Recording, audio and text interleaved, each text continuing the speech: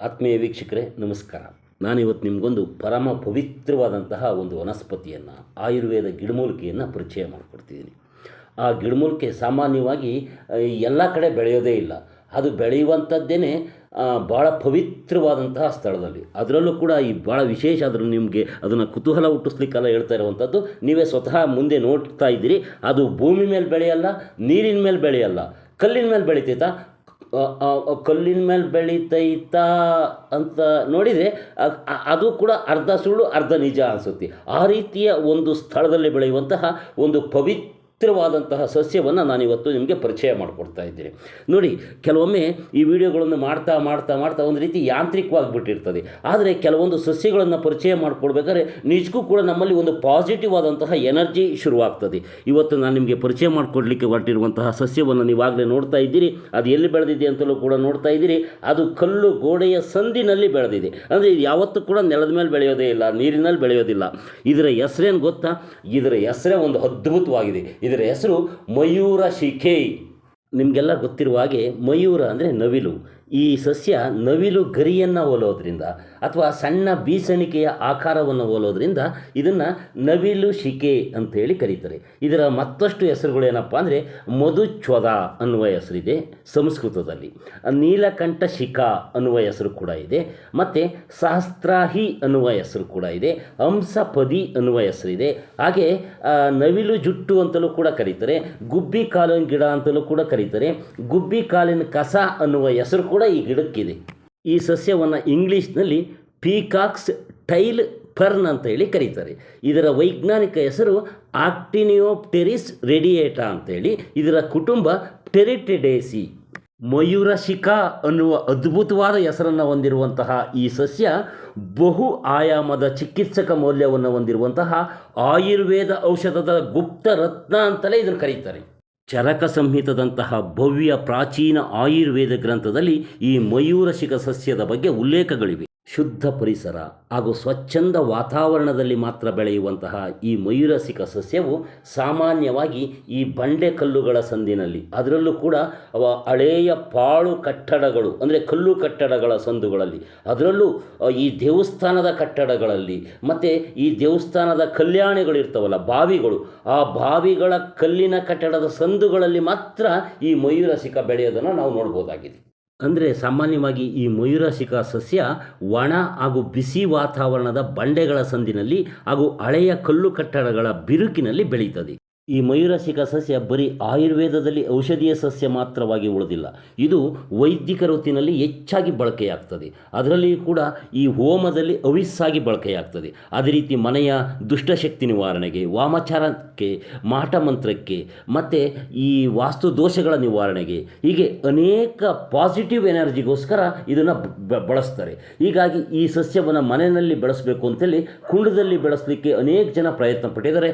ಆದರೆ ಅವರೆಲ್ಲರೂ ಕೂಡ ವಿಫಲರಾಗಿದ್ದಾರೆ. ಯಾಕಪ್ಪ ಅಂದರೆ ಇದು ಬಂಡೆಗಳ ಬಿರುಕಿನಲ್ಲಿಯೇ ಯಾಕೆ ಬೆಳೀತದೆ ಅಂದರೆ, ಬಂಡೆಯ ಬಿರುಕಿನಲ್ಲಿ, ನೆರಳಿನಲ್ಲಿ, ಸುಣ್ಣ ಸಮೃದ್ಧವಾಗಿರುವ ಮಣ್ಣಿನಲ್ಲಿ ಮಾತ್ರ ಇದು ಅಂಟ್ಕೊಂಡು ಬೆಳೀತದೆ. ಹೀಗಾಗಿ ಇದನ್ನು ನಾವು ಎಲ್ಲೋ ಮನೆಯಲ್ಲಿ ಬೆಳೆಸ್ತೀವಿ ಅನ್ನೋದು ಸುಳ್ಳಾಗ್ತದೆ.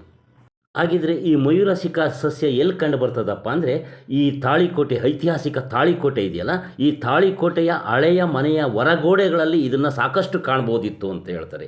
ಹಾಗೆ ಕಪ್ಪತ್ ಗುಡ್ಡದಲ್ಲಿ ಕೂಡ ಇದು ಕಂಡು ಬರ್ತದೆ. 70 ಗಿರಿ ನೋಡುವುದಕ್ಕಿಂತ ಕಪ್ಪತ್ತ ಗಿರಿ ನೋಡು ಅನ್ನುವ ಗಾದೆ ಮಾತಿದೆ. ಅಂದರೆ 70 ಗಿರಿ, 70 ಬೆಟ್ಟಗಳಲ್ಲಿ ಕಾಣದೇ ಇರುವಂತಹ ಗಿಡಮೂಲಿಕೆಗಳು ಕಪ್ಪತ್ತ ಗಿರಿನಲ್ಲಿ ಕಾಣ್ತವೆ ಎನ್ನುವಂಥದ್ದು ಈ ಗಾದೆ ಮಾತಿನ ಅರ್ಥ. ಈ ಕಪ್ಪತ್ ಗಿರಿನಲ್ಲಿ ಕೂಡ ಈ ಮಯೂರಶಿಖವನ್ನು ನೋಡ್ಬೋದಾಗಿದೆ. ಹಾಗಿದ್ಮೇಲೆ ಇದನ್ನು ನಾನು ಎಲ್ಲಿ ನೋಡಿದೆ ಅಂದರೆ ನಿಮಗೆ ಆಶ್ಚರ್ಯ ಆಗ್ಬೋದು ಸ್ನೇಹಿತರೆ, ಹೇಳ್ತಾ ಇದ್ದೀನಿ. ಇದನ್ನು ನಾನು ನಮ್ಮ ಶಿರಾ ತಾಲ್ಲೂಕಿನಲ್ಲಿ ನೋಡಿದೆ. ಶಿರಾ ತಾಲ್ಲೂಕಿನಲ್ಲಿ ಭಾಳ ಪ್ರಸಿದ್ಧವಾದಂತಹ ಮದ್ದಕ್ನಳ್ಳಿ ಬಂಡೆ ಅಂತೇಳಿ ನೀವು ಕೇಳಿರ್ಬೋದು. ಆ ಮದ್ದಕ್ನಳ್ಳಿ ಬಂಡೆ ಅದೆಂಥದ್ದಪ್ಪ ಅಂದರೆ, ವಿದೇಶಕ್ಕೆ ಅಲ್ಲಿಯ ಬಂಡೆ ರಫ್ತಾಗ್ತದೆ. ಅಲ್ಲಿ ಒಂದು ಮದ್ದಮ್ಮನ ದೇವಸ್ಥಾನ ಅಂತ ಇದೆ.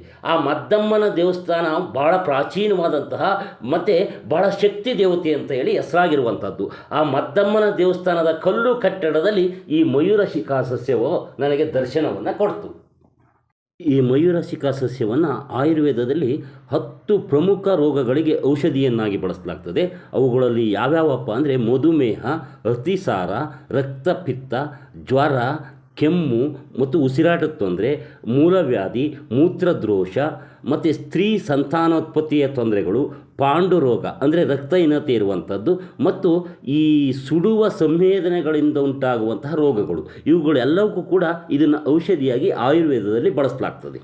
ಇಷ್ಟಲ್ಲದೆ ಈ ಪಾರಂಪರಿಕ ವೈದ್ಯರು ವಿಷಜಂತು ಅಂದರೆ ಹಾವಿನಂತಹ ವಿಷಜಂತುಗಳು ಕಚ್ಚಿದಾಗ ಆ ವಿಷದ ನಿವಾರಣೆ ಕೂಡ ಇದರ ಪುಡಿಯನ್ನು, ಈ ಸಸ್ಯದ ಪುಡಿಯನ್ನು ಬಳಸ್ತಾರೆ.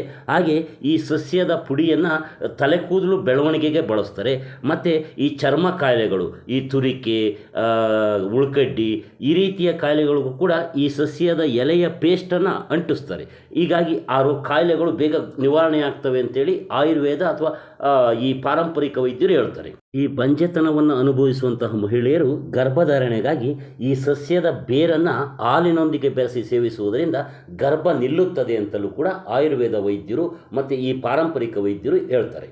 ಇದು ಕೇವಲ ಆಯುರ್ವೇದ ಔಷಧಿಯ ಗಿಡಮೂಲಿಕೆ ಮಾತ್ರ ಆಗಿಲ್ಲದೇ ಇದು ಒಂದು ದೇವಮೂಲಿಕೆ ಅಂತಲೂ ಕೂಡ ಕರೀತಾರೆ. ಅಂದರೆ ಇದೊಂದು ಪೂಜನೀಯವಾದಂತಹ ಸಸ್ಯವಾಗಿದೆ. ಇದನ್ನು ಮನೆಯಲ್ಲಿ ಶಾಂತಿ ನೆಮ್ಮದಿ ಇಲ್ಲದಿದೆ ಇದನ್ನು ಮನೆಯಲ್ಲಿಟ್ಟು ನಿತ್ಯ ಪೂಜಿಸೋದ್ರಿಂದ ಒಳ್ಳೆಯದಾಗ್ತದೆ, ಮನೆಯ ಆರ್ಥಿಕ ಪರಿಸ್ಥಿತಿ ಸುಧಾರಿಸ್ತದೆ ಅಂತಲೂ ಕೂಡ ಹೇಳ್ತಾರೆ. ಹೀಗಾಗಿ ಇದನ್ನು ಈ ತಾಯ್ತ ಅಂತ ಕಟ್ಟಿಸ್ಕೊಳ್ತೀವಲ್ಲ ಕೊರಳಿಗೆ ಮತ್ತು ಕೈಗೆ, ಈ ತಾಯ್ತದಲ್ಲಿ ಕೂಡ ಈ ಮಯೂರಶಿಕೆಯ ಪೌಡರ್ ಅಥವಾ ಮಯೂರಶಿಕೆಯ ಚೂರ್ಣವನ್ನು ಅದರಲ್ಲಿ ಬೆರೆಸಿ ಕಟ್ಟಿರ್ತಾರೆ. ಯಾಕೆಂದರೆ ಈ ಮಯೂರಶಿಕೆಯ ಪೌಡರು ಅಥವಾ ಮಯೂರಶಿಕೆ ಸಸ್ಯ ನಮ್ಮ ದೇಹದಲ್ಲಿ ತಾಯ್ತದ ಮೂಲಕ ಇದೆ ಅಂದರೆ ನಮ್ಮ ಹತ್ತಿರ ಯಾವ ದುಷ್ಟ ಶಕ್ತಿಯು ಸುಳಿಯೋದಿಲ್ಲ ಅನ್ನುವಂಥದ್ದು ಒಂದು ಪಾರಂಪರಿಕ ನಂಬಿಕೆಯಾಗಿದೆ. ಹೀಗಾಗಿ ಇದನ್ನು ಜ್ಯೋತಿಷ್ಯ ಶಾಸ್ತ್ರದಲ್ಲಿ ಕೂಡ ಹೆಚ್ಚಾಗಿ ಬಳಸ್ತಾರೆ.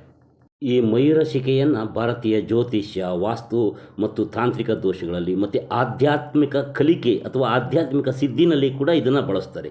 ಮನೆಯಲ್ಲಿ ದೃಷ್ಟಿದೋಷ ಆಗಿರ್ತದೆ ಮತ್ತು ಮಂತ್ರ ತಂತ್ರಗಳಿಂದ ಬಾಧೆ ಆಗಿರ್ತದೆ, ಅಂತಹ ನಕಾರಾತ್ಮಕ ಶಕ್ತಿಗಳನ್ನು ದೂರ ಇಡಲಿಕ್ಕೆ ಈ ಸಸ್ಯವನ್ನು ಬಳಸ್ತಾರೆ. ಹೇಗಪ್ಪ ಬಳಸ್ತಾರೆ ಅಂದರೆ ಈ ಸಸ್ಯವನ್ನು ಕಿತ್ತ ಸ್ವಲ್ಪ ಹೊತ್ತಿನಲ್ಲೇ ಇದು ಒಣಗಿಬಿಡ್ತದೆ. ಆದರೆ ಈ ಸಸ್ಯ ಒಣಗಿದರೂ ಕೂಡ ನಾಶವಾಗೋದಿಲ್ಲ. ಸುಮಾರು 30, 40, 50 ವರ್ಷಗಳ ಕಾಲ ಈ ಸಸ್ಯ ಹಾಗೇ ಇರ್ತದೆ. ಹೀಗಾಗಿ ಈ ಸಸ್ಯವನ್ನು ಮನೆಯ ದೇವರ ಕೋಣೆಯಲ್ಲಿ ಒಂದು ಬರಡಿನಲ್ಲಿಟ್ಟು ಪೂಜೆ ಮಾಡಿದರೆ ನಮಗೆ ಬೇಕಾದ್ದು ಸಿದ್ಧಿಸ್ತದೆ ಅಂತ ಹೇಳ್ತಾರೆ. ಮತ್ತು ನಾವು ಮನೆಯಿಂದ ಹೊರಗಡೆ ಹೋಗ್ಬೇಕಾದ್ರೆ ನಾವೇನು ಒಂದು ಬರಡಿನಲ್ಲಿಟ್ಟು ಇದನ್ನು ಪೂಜಿಸ್ತೀವಲ್ಲ, ಅದಕ್ಕೆ ಪೂಜಿಸಿ ಕೈ ಮುಗಿದೋದ್ರೆ ನಾವು ಅಂದ್ಕೊಂಡ ಕೆಲಸಗಳು ಈಡೇರ್ತವೆ ಅಂತಲೂ ಕೂಡ ಹೇಳ್ತಾರೆ.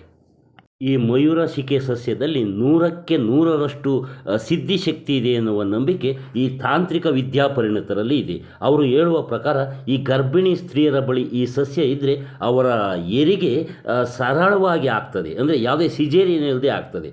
ಮತ್ತು ಇದನ್ನು ಸಿದ್ಧಿ ಯೋಗದಲ್ಲಿ ಮನೆಗೆ ತೆಗೆದುಕೊಂಡು ಇಟ್ಟರೆ ಆ ಮನೆಗೆ ಒಳ್ಳೆಯದಾಗುವುದಲ್ಲದೆ ಯಾರಾದರೂ ಕೂಡ ಆ ಮನೆಗೆ ಕೇಡು ಮಾಡಬೇಕು ಅಂತ ಬಂದವರು ಕೂಡ ಈ ಪಾಸಿಟಿವ್ ಎನರ್ಜಿಯಿಂದ ಈ ಮನೆಗೆ ಕೇಡನ್ನು ಮಾಡಬಾರ್ದು ಅಂತೇಳಿ ಹೊರಟು ಹೋಗ್ತಾರೆ. ಅಥವಾ ಅವರೇನಾದ್ರು ಕೇಡನ್ನು ಮಾಡಿ ವಾಮಾಚಾರವನ್ನು ಮಾಡಿದರೂ ಕೂಡ ಅದು ಆ ಮನೆಗೆ ತಟ್ಟೋದಿಲ್ಲ ಅಂತಲೂ ಕೂಡ ಈ ತಾಂತ್ರಿಕ ವಿದ್ಯಾಪರಿಣಿತರು ಹೇಳ್ತಾರೆ. ಒಟ್ಟಾರೆ ಈ ಮಯೂರಶಿಕೆ ಸಸ್ಯ ಒಂದು ಪಾಸಿಟಿವ್ ಎನರ್ಜಿಯನ್ನು ಪಾಸ್ ಮಾಡುವಂತಹ ಸಸ್ಯ ಆಗಿದ್ದು, ಈ ಮಾಹಿತಿ ನಿಮ್ಗೆ ಇಷ್ಟವಾಗಿದ್ದರೆ ಈ ವಿಡಿಯೋಗೊಂದು ಲೈಕ್ ಮಾಡಿ. ಹಾಗೆ ನಿಮ್ಗೆ ಏನು ಅನ್ನಿಸ್ತು ಅಂತ ಕಾಮೆಂಟಲ್ಲಿ ತಿಳಿಸಿ. ಈ ವಿಡಿಯೋ ಹೆಚ್ಚು ಇಷ್ಟವಾಗಿದ್ದರೆ ಇದನ್ನು ಶೇರ್ ಮಾಡಿ ನಿಮ್ಮ ಸ್ನೇಹಿತರಿಗೆ ಕಳಿಸ್ಕೊಡಿ, ಅವರು ಕೂಡ ನೋಡಿ ಇದನ್ನು ತಿಳ್ಕೊಳ್ಳಿ. ಮತ್ತು ನೀವು ನೋಡುತ್ತಿರುವ ಈ ನೇಟಿವ್ನೆಸ್ ಯೂಟ್ಯೂಬ್ ಚಾನಲ್ಗೆ ಸಬ್ಸ್ಕ್ರೈಬ್ ಮಾಡ್ಕೊಂಡಿಲ್ಲ ಅಂದರೆ ಈಗಲೇ ಸಬ್ಸ್ಕ್ರೈಬ್ ಮಾಡ್ಕೊಳ್ಳಿ. ಈವರೆಗೆ ಈ ವಿಡಿಯೋ ನೋಡಿದ್ದಕ್ಕಾಗಿ ತಮ್ಮೆಲ್ಲರಿಗೂ ಧನ್ಯವಾದಗಳು.